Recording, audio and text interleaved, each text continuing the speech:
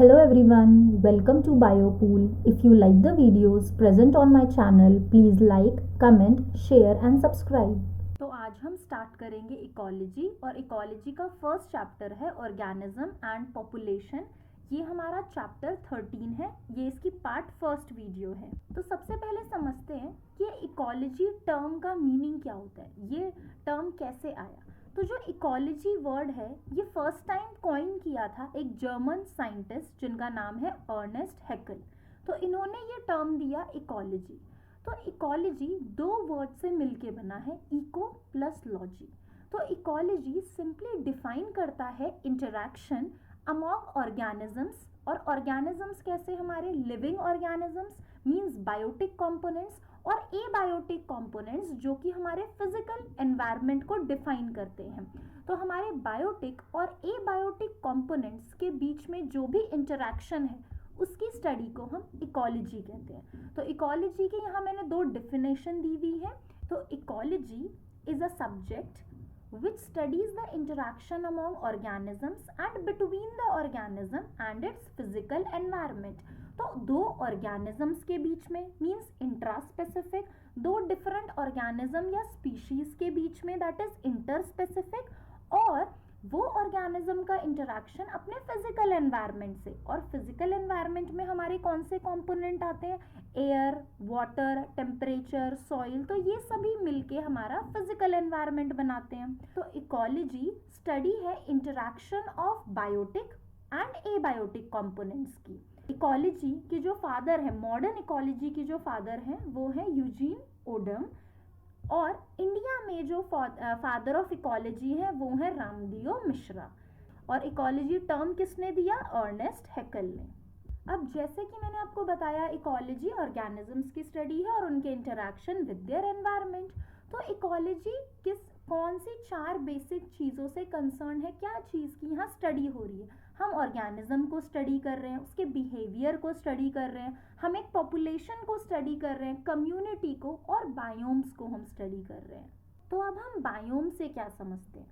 A biome is a type of environment that is defined by types of organism that live there. ठीक है, bio means life है ना। तो Jones जो हैं डिफरेंट, आपका बायोम डिफाइन करता है एक लार्ज जियोग्राफिकल एरिया जिसमें एक specific community of plants and animals रहते हैं और वो अपने एनवायरनमेंट से इंटरैक्ट करते हैं। तो हमारे पास बहुत ही सारे डिफरेंट टाइप्स ऑफ बायोम्स हैं। तो बायोम्स में हमारे tropical rain forest, temperate forest, desert, tundra, grasslands, तो ये सभी एरियाज जो हैं हमारे, ये क्या कहलाते हैं, बायोम्स। तो इकोलॉजी में हम ये देखते हैं कि कैसे डिफरेंट ऑर्गेनिज्म अपने एनवायरनमेंट में अडेप्ट हुआ है, और जो ऑर्गेनिजम्स जो हैं अपने एनवायरनमेंट में अडेप्ट होते हैं वो ही सक्सेसफुली रिप्रोड्यूस कर पाते हैं और अपनी प्रोजनीज एनवायरनमेंट में उनकी रहती हैं। बट ऐसे ऑर्गेनिज्म जो अपने एनवायरनमेंट में अडेप्ट नहीं कर पाएंगे, एडजस्ट नहीं कर पाएंगे, they will not be able to find a mate and reproduce, है ना। और हमें ये बात पता है कि जो डिफरेंट टाइप के बायोम्स हैं, जैसे कि हमने ज्योग्राफी में भी पढ़ा है, ये क्यों है, क्योंकि जो अर्थ में जितने भी हमारे वेरियस बायोम्स हैं उसमें जो डिफरेंट टेम्परेचर है, आपका एटमॉस्फेयर, जो एटमॉस्फेरिक डिफरेंस है, आपका क्या बोलते हैं, ह्यूमिडिटी, बहुत सारे छोटे छोटे फैक्टर्स हैं एबायोटिक जो इन सभी बायोम्स में डिफर करते हैं। क्योंकि जो वेजिटेशन आपको डेजर्ट में मिलेगी वो टेम्परेट फॉरेस्ट में नहीं मिलेगी, जो ऑर्गेनिजम्स आपको टेम्परेट फॉरेस्ट या कॉनिफेरस फॉरेस्ट में मिलेंगे वो डेजर्ट या फिर आर्कटिक या एल्पाइन टुंड्रा में नहीं मिलेंगे। अगर मैं बहुत इजी एग्जांपल लूँ, हमें डेजर्ट में ही कैमल मिलेगा, ऐसे नहीं कि हमें कैमल क्या बोलते हैं आपके आर्कटिक टुंड्रा में या फिर पोल रीजन में आपको कैमल मिल रहा है। तो ऐसा नहीं हो सकता। हर एक ऑर्गेनिज्म, हर एक एनिमल अपने जिस रीजन में वो रह रहा है उसके हिसाब से वो अडेप्टेड है। तो ये जो आपका ग्राफ है इस पे बेस्ड भी आपको कई बार क्वेश्चन आ जाते हैं और आ भी सकते हैं। तो ग्राफ बेस्ड क्वेश्चन कैसे आते हैं, अब हम वो देखते हैं। तो इस आप ग्राफ में इजीली देख सकते हो कि एक्स एक्सिस में दिया हुआ है मीन एनुअल प्रेसिपिटेशन, ठीक है, सेंटीमीटर में, और यहाँ दिया हुआ है mean annual temperature degree Celsius, है ना। तो आपको यहाँ डिफरेंट बायोम्स दिए हुए हैं, इनका एनुअल टेम्परेचर और एनुअल प्रेसिपिटेशन रेट दिया हुआ है, ठीक है। तो अब आपको बोला जाए कि ये ग्राफ में से आपको बेस्ड क्वेश्चन आए तो आपको कैसे सॉल्व करने हैं, तो हम पहले क्वेश्चंस देखते हैं किस तरह से हो सकते हैं क्वेश्चंस। तो जैसे फर्स्ट लेबल ए एंड बी, तो आपके ये जो इतने बायोम्स यहाँ दिए हैं, तो आपको जो 6 बायोम्स यहाँ पे दिए हुए हैं, इस पे किसी भी आपके बायोम को ए और बी लेबल किया जा सकता है और आपसे पूछा जा सकता है कि ए और बी जो लेबलिंग है वो क्या है। सेकेंड आपका है डिफाइन बायोम। तो बायोम क्या है वो हमने अभी प्रीवियसली अभी डिस्कस किया। बायोम एक स्पेसिफिक जियोग्राफिकल एरिया है जहाँ पे पर्टिकुलर प्लांट्स और एनिमल्स है ना। अब थर्ड क्वेश्चन है calculate the mean annual temperature of coniferous forest. तो अब बोला है मीन एनुअल टेम्परेचर कैलकुलेट करो कॉनिफेरस फॉरेस्ट का। तो ये आपका कॉनिफेरस फॉरेस्ट है, टेम्परेचर वाई एक्सिस पे दिया है। तो आप देखो यहाँ हो गया 0 डिग्री और यहाँ से हो गया ये 14 डिग्री है ना, 13-14 डिग्री। तो आप क्या करेंगे, एवरेज टेम्परेचर निकालने को बोला है, मीन निकालना है। तो आपका 0 + 14 डिवाइड बाई 2, तो आपके पास कितना आ गया 7 डिग्री सेल्सियस। तो ये आपका क्या है, आप पूरा सेंटेंस लिखेंगे 7 डिग्री सेल्सियस आपका क्या है, mean annual temperature of coniferous forest. Next है calculate the mean annual precipitation of tropical forest. तो आप डायग्राम में देखिए मीन एनुअल प्रेसिपिटेशन ऑफ कौन सा था, टेम्परेट फॉरेस्ट, नहीं सॉरी ट्रॉपिकल फॉरेस्ट आपके।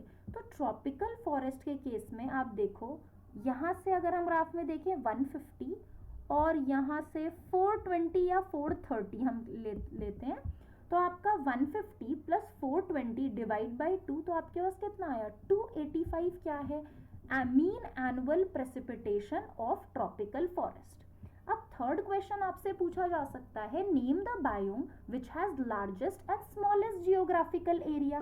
तो लार्जेस्ट और स्मॉलेस्ट जियोग्राफिकल एरिया में लार्जेस्ट आपका हो गया टेम्परेट फॉरेस्ट, स्मॉलेस्ट आपका हो गया डेजर्ट। तो ये आपके लार्जेस्ट और स्मॉलेस्ट बायोम्स हो गए on the basis of their geographical area.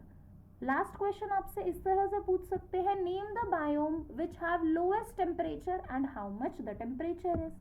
तो आपका Arctic tundra, Arctic and alpine tundra, इसका टेम्परेचर कितना है, देखो -10 डिग्री है ना। तो -10 डिग्री हम लिखेंगे यहाँ पे जो टेम्परेचर है। तो इस तरह से आपको ग्राफ बेस्ड क्वेश्चन पूछा जा सकता है।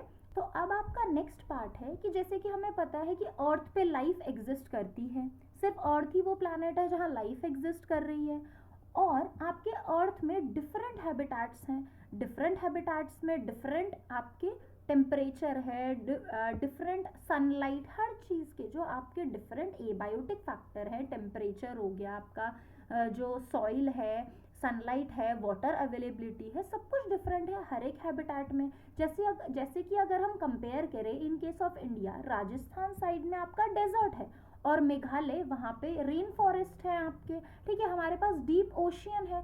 तो इस तरह से डिफरेंट हमारे पास बायोम्स हैं इंडिया में ही, और ये सभी बायोम्स में जो वेजिटेशन है प्लस आपके जो ऑर्गेनिजम्स हैं उनमें भी बहुत ज़्यादा वेरिएशन है। तो जो मोस्ट इम्पॉर्टेंट फैक्टर हैं जो डिसाइड करते हैं कि वहाँ की बायोटिक लाइफ कैसी होगी, तो वो आपके टेम्परेचर, वाटर, सनलाइट और सॉइल है। तो ये जो फिजियोकेमिकल कंपोनेंट्स है जिन्हें हम एबायोटिक कंपोनेंट कहते हैं, सिर्फ ये जो कंपोनेंट्स हैं ये आपके ऑर्गेनिज्म की कैरेक्टरिस्टिक्स कैसे होंगे, वो ऑर्गेनिज्म किस तरह से अपने आप को अडेप्ट कर रहा है, ये कैरेक्टरिस्टिक्स ही डिसाइड करेंगे, है ना। अब जो हैबिटेट है बायोटिक, अब जो हैबिटेट में जो बायोटिक ऑर्गेनिजम्स रह रहे हैं वो इन चीज़ों पे डिपेंडेंट है। बट कुछ ऐसे ऑर्गेनिज्म हैं जैसे कि पैथोजन, पैरासाइट्स जो हैं, प्रीडेटर्स। अगर हम मोस्टली पैथोजन और पैरासाइट की बात करें तो ये तो होस्ट पे डिपेंडेंट है। तो होस्ट जिस जगह के लिए अडेप्टेड होगा उसके हिसाब से आपके पैथोजन्स और पैरासाइट उस होस्ट के लिए अडेप्टेड होंगे, जिसके बारे में हम आगे भी पढ़ेंगे पॉपुलेशन इंटरैक्शन में।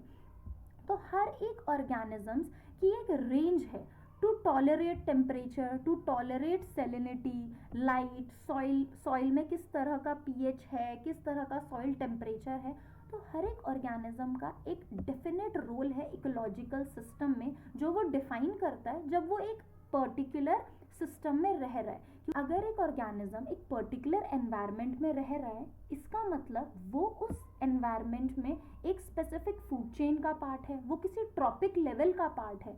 तो हर एक ऑर्गेनिज्म अपने एनवायरनमेंट में सिर्फ अडेप्ट ही नहीं होता, वो अडेप्ट होने के बाद, सर्वाइव करने के बाद रिप्रोड्यूस करता है ताकि उसकी जनरेशन आगे जाए। नेक्स्ट चीज है मेजर एबायोटिक फैक्टर्स। अब ये आपका बहुत इंपॉर्टेंट टॉपिक है जो आपको पूछा भी जाता है कि कौन से एबायोटिक फैक्टर हैं जो किसी भी हैबिटेट में, किसी भी बायोम में ऑर्गेनिजम्स कैसे होंगे वो डिसाइड करते हैं। ठीक है, तो फर्स्ट है आपका टेम्परेचर।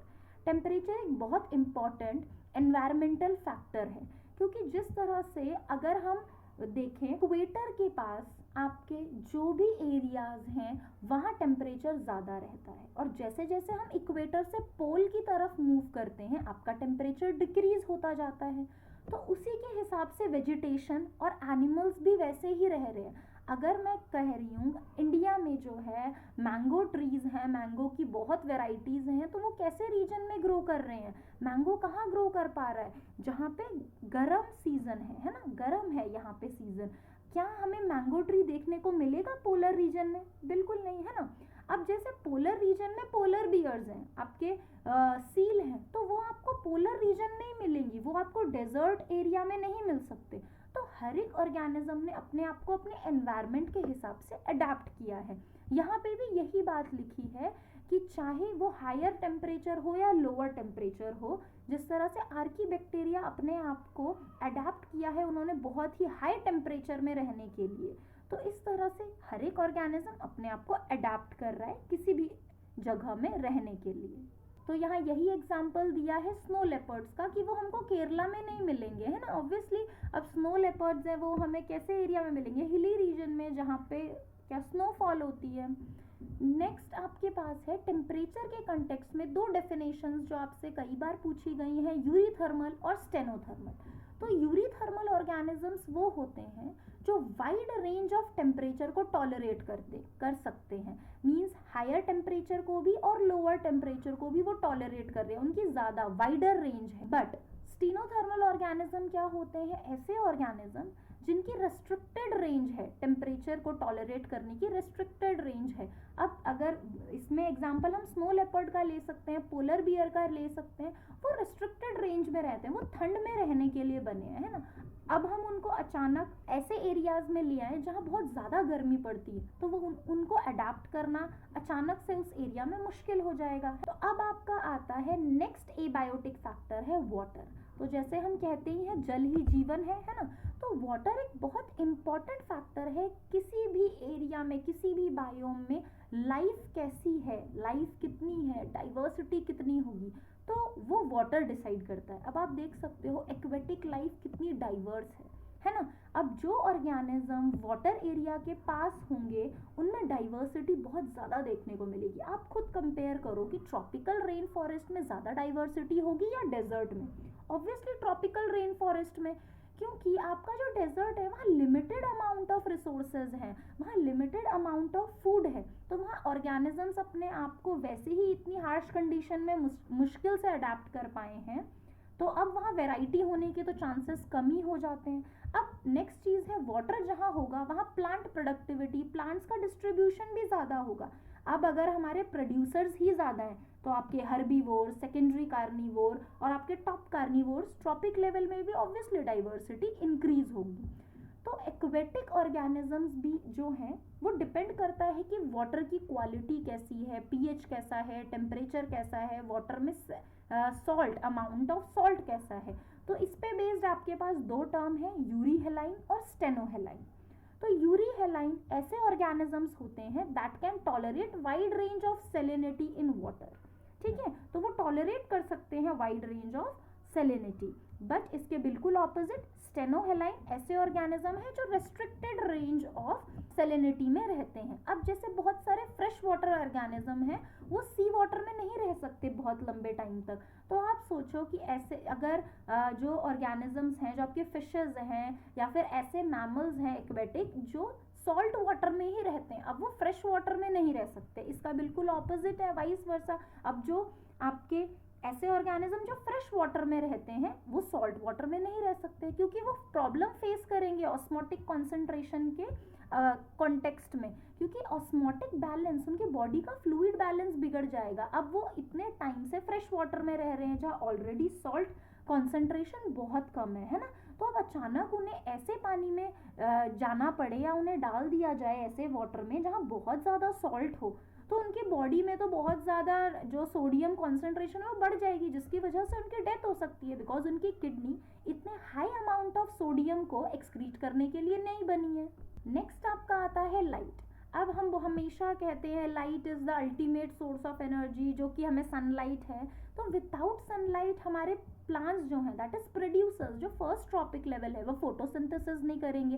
फोटोसिंथेसिस नहीं करेंगे तो आपका फूड प्रोड्यूस नहीं होगा, है ना। अब आप सोचो फूड ही प्रोड्यूस नहीं हो रहा है तो आगे के ट्रॉपिक लेवल के ऑर्गेनिजम्स का क्या ही हाल होने वाला है, क्योंकि सभी ऑर्गेनिजम्स जो हैं वो कहीं ना कहीं प्रोड्यूसर्स पे ही डिपेंडेंट है, डायरेक्टली या इनडायरेक्टली, क्योंकि एक कार्निवोर भी तो एक हर्बीवोर को खा रहा है और एक हर्बीवोर प्रोड्यूसर्स पे डिपेंडेंट है, दैट इज प्लांट्स पे डिपेंडेंट है। और हमें पता है plant, herb, shrubs, tree, different varieties हैं हमारे प्लांट की और वो डिफरेंट कंडीशन में ग्रो करती है ना। जैसे हमने 11th में भी पढ़ा है फोटो पीरियोडिक रिक्वायरमेंट के हिसाब से फ्लावरिंग होती है और ये सब चीज़ें। तो फोटो पीरियड में जो लाइट है उसकी इंटेंसिटी कैसी है, कितने ड्यूरेशन के लिए सनलाइट एक प्लांट को मिल रही है, तो वो बहुत ज़्यादा डिपेंड करता है कि उस जगह का वेजिटेशन कैसा होगा, है ना।